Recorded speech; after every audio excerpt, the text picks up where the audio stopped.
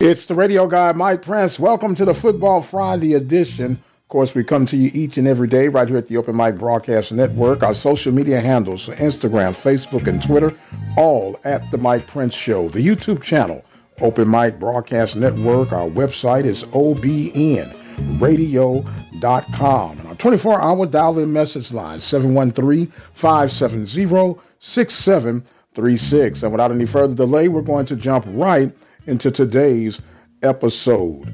Of course, it is Football Friday, but we're going to have some baseball twist on things. But before we do that, let's give some recap of news that happened throughout the Southwestern Athletic Conference.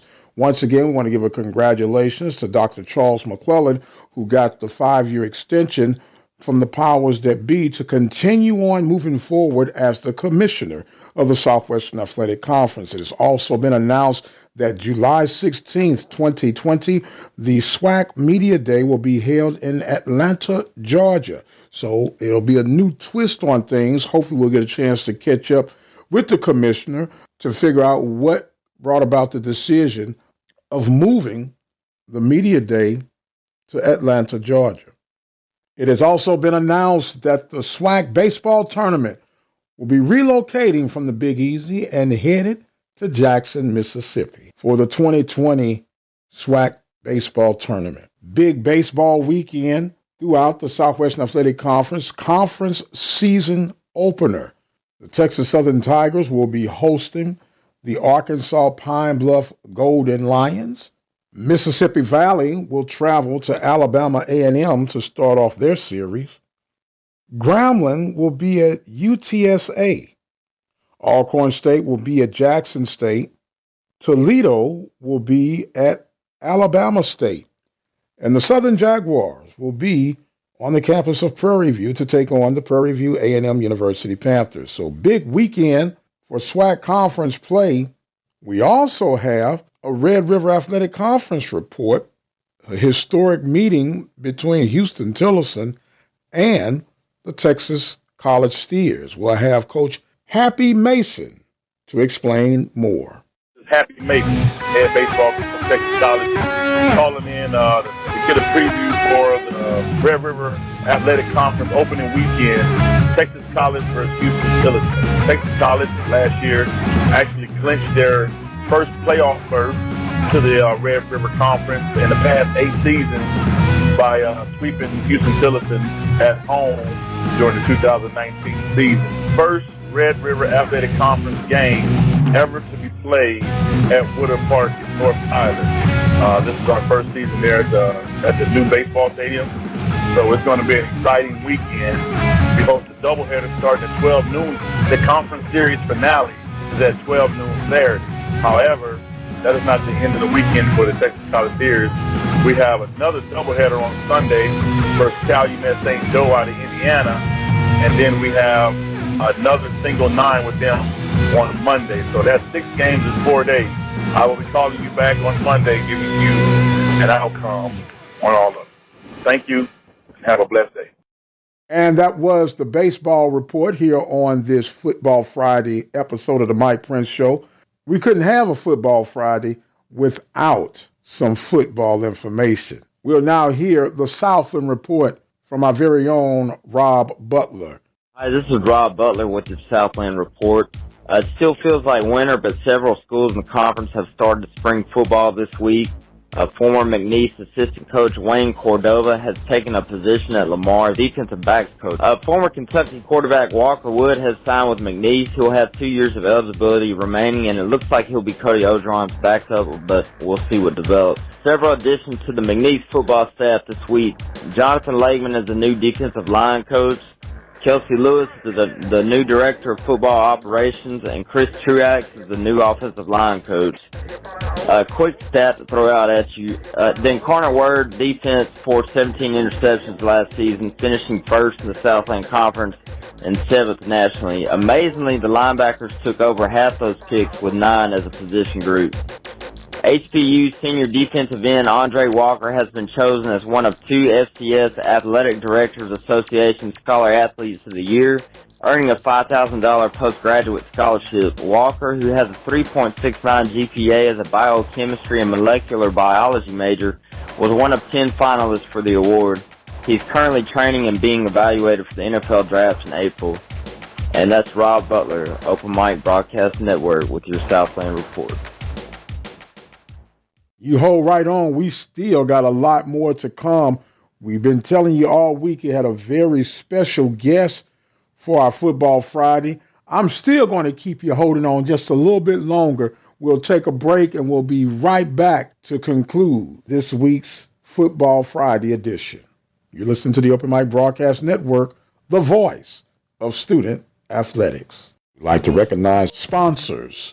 Attorney Lee Van Richardson, located at 1047 Austin Street in Hempstead, Texas. Their phone number is 979-826-8008. Diva Skin Conditioner, located at divafeet.com, D-I-V-A-H feet.com. Their phone number, 903-270-0026.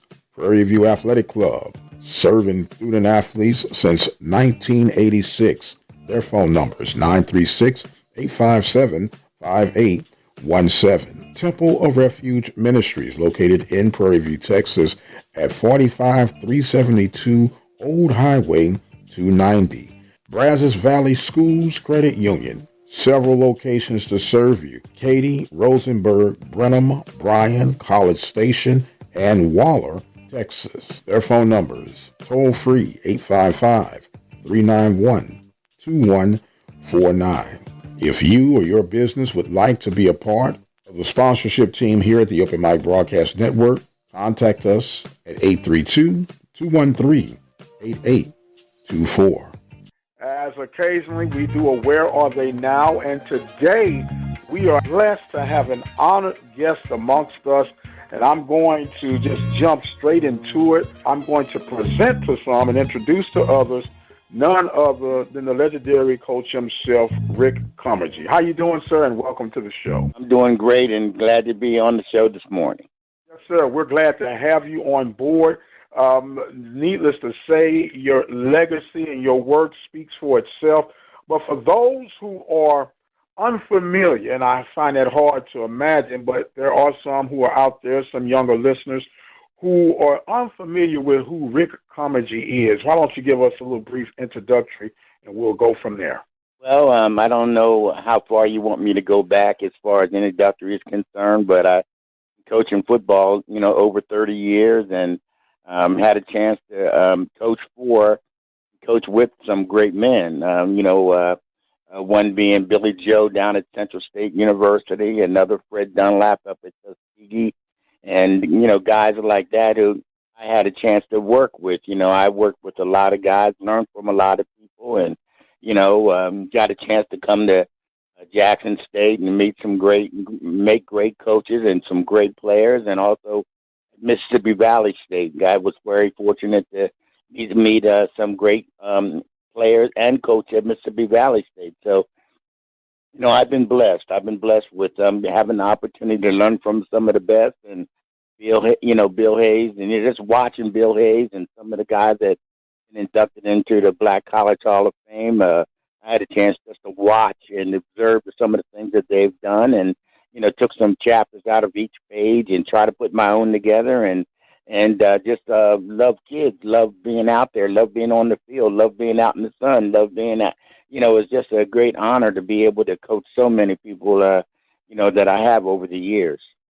Now, Coach, you just expounded on a wide gamut and a well-documented history, and you've had success at every level wherever your footprint has been. There has been some COMEGY success, and it might not always translate it to wins and losses on your last D1 stop in Mississippi Valley, but the impact and the culture change that you have been able to leave wherever you've gone, what do you attribute that to? I think just being very honest, and being honest with the young men, being honest where you are, and being honest with yourself. I think that's the most important thing, knowing where your shortcomings are, and and hiring people in those areas that could strengthen you. I've learned from a lot of my assistant coaches is throughout the years, things that I wanted to know. I'd hire a particular guy that wasn't what I considered an expert in that position and learn from them and put that page in my chapter. And, I don't think you ever stop learning. And I don't think you're ever a know-it-all type guy. There's so much out there in football today as football has changed and revolved as you see today. And so that's why I went to a local high school last year, with some things I wanted to know about, zone stretch and different type of things, and was able to volunteer with him and become his defensive coordinator and be able to learn, what things I needed to know. I want to stay up with the game because I think I still got a lot of game left in me, and I want to coach. I want to coach somewhere, and I haven't locked on yet, but I think someday God is going to, that phone call is going to come and say, Rick, hey, come on out and help out our program, and I'm ready to go. We're talking right now with Coach Rick COMEGY. Those who just joined in with us, his last stop as a Division I coach was at Mississippi Valley, but as you heard, he's now defensive coordinator. And what's that local high school in the Mississippi area that you're at, Coach? Well, I was last year. I'm not doing it this year right now, and I'm kind of trying to get back into college, but it was Callaway High School, one of the best high schools in the city of Jackson. And to turn out some great athletes over at Callaway, a lot of history there. And that's why I chose that school to go to, because I knew the history and the intense of what they wanted to do as far as the program was concerned. I was glad to be there. Sure. Now, Coach, it sounds like that you're doing what some coaches are, in cases, reluctant to do. You're going back and reinventing the Rick COMEGY, the 2020 version. Does that sound about right? That's what I'm doing. Yes, I just want to. A lot of guys don't get a chance to push the restart button, or get a chance to start over in their career. And I feel that I got so much left in me that I can restart. I just got to be able to put it somewhere and take it somewhere, and I haven't been able to. And I think eventually it's going to happen. But there's so much football I got in my mind right now, the things I want to do, and the type of athlete that I want to recruit, and just in a key thing right now in today's society is making sure that they graduate, making sure that they get that education. That without that today, we're all going to be hurt, because they can do better things for us all once they graduate and move on into life. And I think life is right, especially now. Life has to change. I don't know if our politics, and I'm not a politician, but I think we need more educated people out there that can get out there and do, and so that we can all shake hands together and get back to kind of where we were. I'm not saying it was ever great. Get back to where we were, where all this violence and stuff is happening now. It was happening then before, but it wasn't so blatant as it is now. And I just think that we need to get good people, good kids, and be around good parents that want their sons and daughters to do right, and that's what I'm after right now. I just want to be around good people. Okay, now, Coach, you talked about taking this moment to reinvent the Rick COMEGY. What have you learned about this modern ball player that you had to adjust to your coaching style? I don't know if it's a so-called modern ball player. I just know that it's the game itself has changed. I think the players are still the same, the ones that you select and the ones that you decide. Not everybody is a college-bound type person, and I think you got to, know that. You can just get anybody in the program, but they may not be guys who are set, for college. They may be guys who can do something else with their lives to be more productive. And I think there's, and I don't think the young man has changed. I think a lot of discipline at home has changed. And, where, the athletes now are running the house rather than the parents running the house. And I believe that, they need a father figure out there of somebody they can respect and want to respect. I just don't think there's been that much change been made with the young men. I think football has changed in the dynamics of what people are doing and how the plays and are called or the execution of different things, the style of play. But I don't think the players have changed as much. They all need love. They all need the same type of help. They all still have the same tears. They all still have the same problems, girlfriends and boyfriends. I mean, I don't think that much has changed in the athlete. I just think that some want to learn and some don't want to learn. That has never changed. Those who get it and those who don't get it, that has never changed. And so I just think that, as coaches, we have to not always blame it on the players. I think we have to blame it on ourselves as coaches, because we think there's been so much change where that young man is still 18, that young man is still 15, that young man is still 21. I don't think that's changed. I think that we talk about that they've changed, but I think we're the ones that have changed. I think our mentality is an approach hasn't changed. If we allow it not to change and coach the way we used to coach and still coach, but we change because other people saying, well, that's our character, or he's got to get that character, or he's got to, what is that? It's about getting out there having fun. It's about getting out there having love with each other in that locker room. It's about getting out there having them gel together and being in sync. It's about them having. I think it's got to keep fun in the game. If you take fun out of the game, there's no game. Talking right now with Coach Rick Comedy, coaching football for over 30 years. And, Coach, you said something moments ago that I want to touch on. You said the coaches have changed and the game has changed slightly, but players are still the same. With that being said, we know there's a lot of copycatting that goes on in all sports. Do you think that copying what the next person is doing is part of the challenges that coaches come across right now? And when I say that, you could be copying what Team A is doing, but Team A has a certain type of athlete that they can attract versus Team B. And should you try to alter your style or coaching approach according to the players that you have more access to? Well, on the field, yes. I think on the field you work with what you have. If you don't have the offensive line that somebody else has, or defensive, up front, things of that nature, or the players, then you go with a style that they can play. Maybe the wing T is best. Trap game or angle game. Some teams can run straight at you or run that zone and come straight at you because they got the horses up front. So yes, you do alter your game, the game that you play the best you can that will fit your kids so they can have the best success. You do that, but I don't think you alter how you approach them. I think, if they see that you're honest and they see that you care, that's the first thing they want to see. They want to see that you care about them and you care about their well-being. And then once they know you care about their well-being, and you're not going to get out there and just blow a whistle. You're going to be a grown man out there with them, but you're going to love and care. You're going to correct every mistake, but they're going to see that you care about correcting that mistake. I don't think you get out there and just dog a guy, call names, and down a guy, put him down. There's ways to get to him without having to degrade him. I think a lot of times where kids are degraded, and then all of a sudden you see things happening in the locker room where you see things because they've been degraded or been embarrassed or been talked about, and peer pressure stuff. Other kids are going to get to do the same thing the coach did, and so you got to treat everybody. I think you don't treat everybody the same, but you push some harder than you push others, and there's ways of pushing people without having to call them names or giving them so much to where they fall out on the track or because you're running them out to practice. There's ways to correct, and in a positive way, but yet and still they know they're being corrected.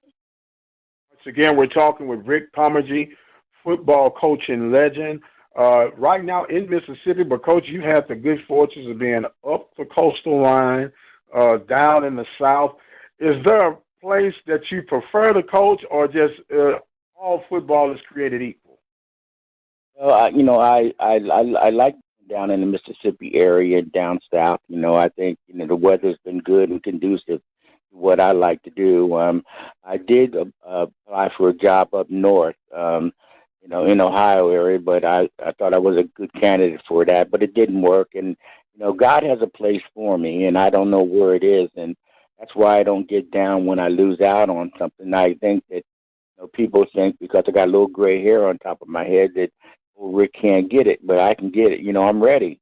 and I'm just looking for that opportunity. I apply where I can apply and do the best I can. And I think if somebody just gives me an opportunity, they're going to have a good coach in their hands, and I'll win them a championship.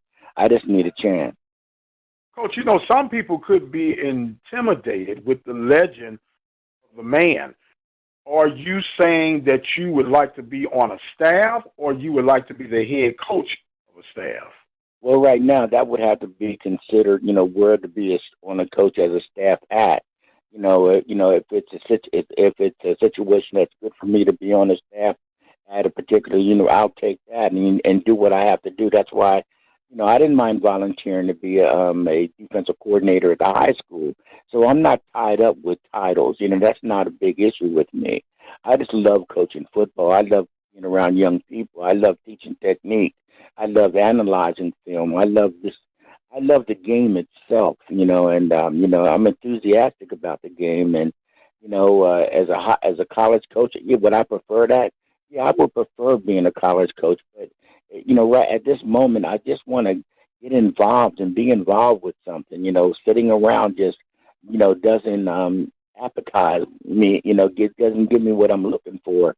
And I know I got so much to offer young people, and I'm just looking for that opportunity. And as I said, getting back to your question, it doesn't really matter to me. I just would like to be able to get on a staff and work. I've never been a title guy.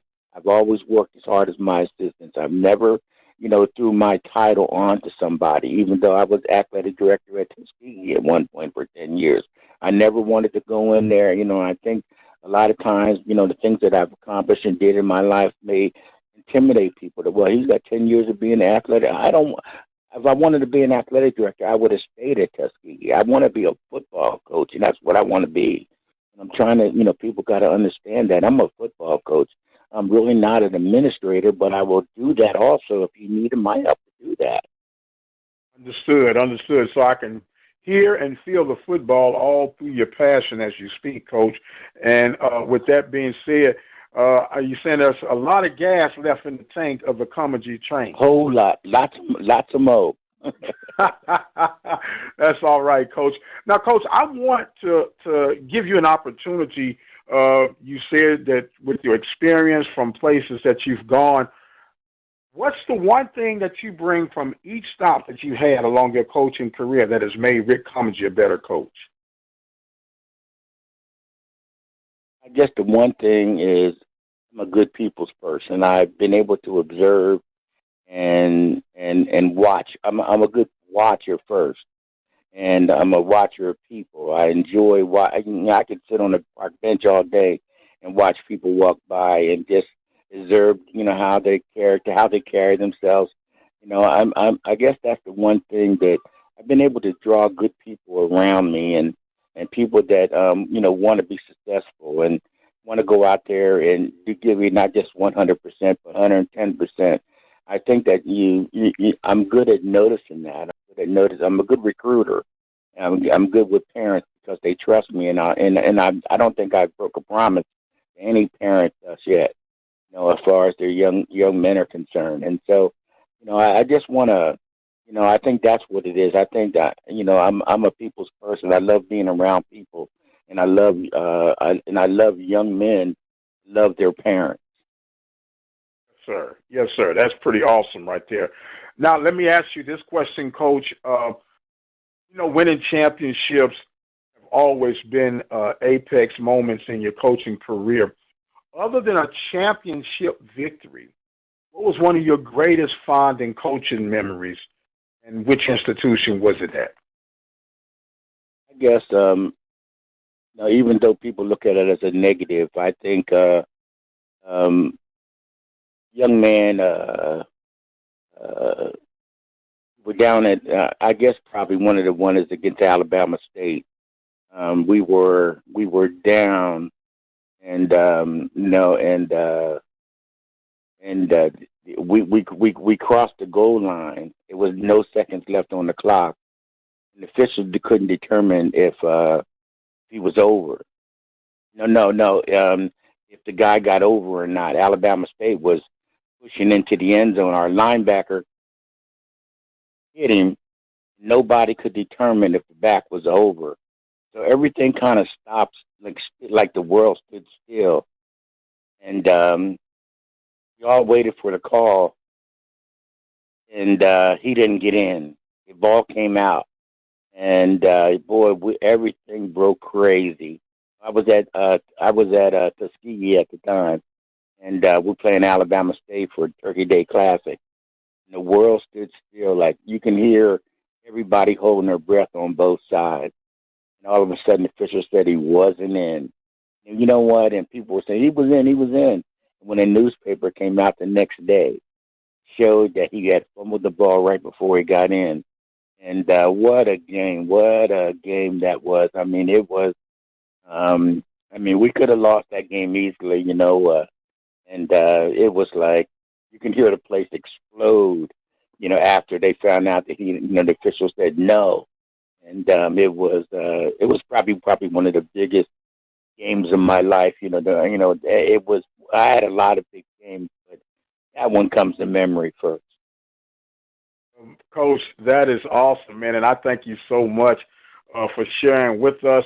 As we have a custom here at the open mic, we want to give you an opportunity to have some closing thoughts and comments, sir, and the floor is now yours.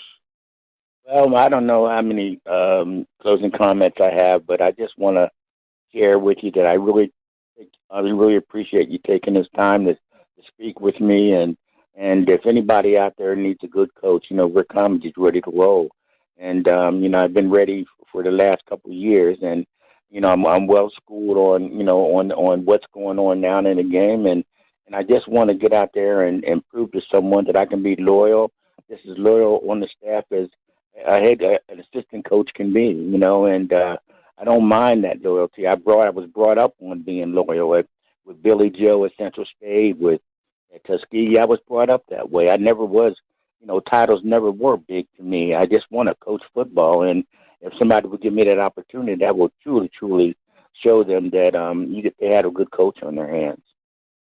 Coach, I believe that it's already in motion, and we'll see you going up and down the sidelines real, real soon. I want to take this time to say thank you personally for making yourself available with us here at the Open Mic Broadcast Network. We're wishing you nothing but continued success. Good luck on your next venture.